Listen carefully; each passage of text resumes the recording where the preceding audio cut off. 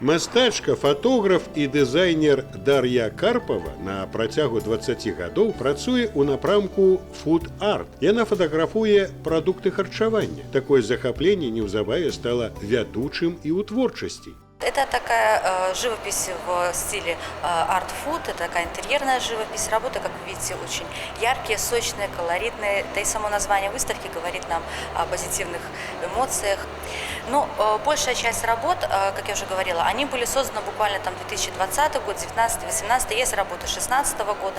Вот. А на само время, за которым мы готовили выставку, это был примерно месяц. Мы хотели привнести свет, цвет, положительные эмоции, поэтому мы выбирали исключительно овощи, фрукты, поскольку тематика арт-кафе нам позволяет подать такую тему. У экспазіцыі прадстаўлена каля 20 работ, створаных за апошнія гады. Нацюрморты мастачкі далёкія ад класічных. Часцей за ўсё ў карціне прысутнічае толькі адзін гатунак садавіны або ягад. У музеі адзначылі, што дадзеная выстава – гэта пошук новых форм і спалучэнняў колераў і фактур, невідавочных поглядаў на звыклыя рэчы. Все находятся в таком восхищении. Следует также сказать, что это немножко такой непривычный формат для Национального художественного музея, но мы постарались привнести что-то новое. Музей должен развиваться, должен двигаться вперед, поэтому такой вот небольшой, может быть, даже где-то эксперимент мы провели именно с этой выставкой. Здесь у нас, наверное, нельзя проводить какое-то такое процентное соотношение овощей, фруктов и ягод.